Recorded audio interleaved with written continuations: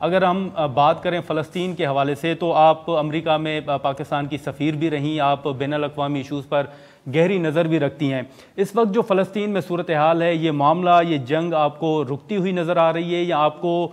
یہ تمام معاملہ جو ہے مزید بڑھنے کا خدشہ ہے؟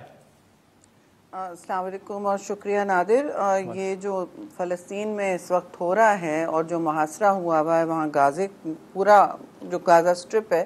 جو پوری اسلام آباد سے بھی چھوٹی ہے پاپولیشن اور میرے خیال میں جگہ میں بھی، رقبے میں بھی، تو دس آئی ڈونٹ نو بٹ لگتا تو مجھے یہ اس کا جو آپ کہہ رہے ہیں نا سیز فائر، سب کا مطالبہ سیز فائر ہے،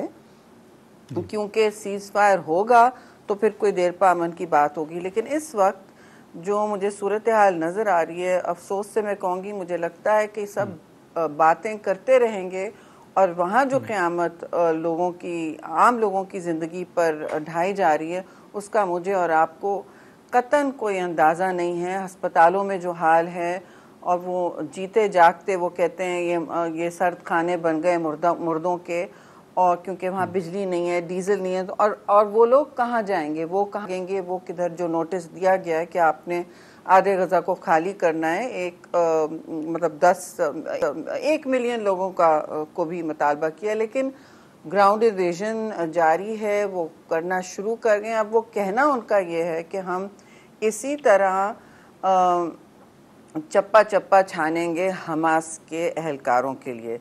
اب دیکھیے یہ کام انہوں نے اپنے لیے بہت مشکل کر لیا، لیکن مشکل تو تب ہوتا ہے جب آپ سویلینز کو، جب آپ عام شہری کو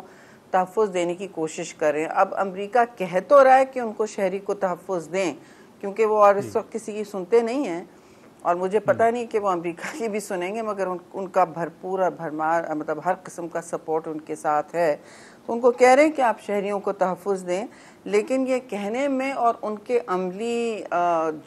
جوابی کارروائی جو ہے اس میں بہت گیپ ہے جی۔ کہہ تو رہے ہیں، ان کو تنبیہ بھی کر رہے ہیں، لیکن ان کا جو اس وقت رویہ ہے وہ یہ ہے کہ ہاں آپ لوگ باتیں کرتے رہیں، ہم نے وہی کرنا ہے جو ہم کریں گے، اور جتنا وقت گزر رہا ہے وہ کسی کے فیور میں نہیں ہے، خاص طور سے مظلوم کے فیور میں نہیں ہے۔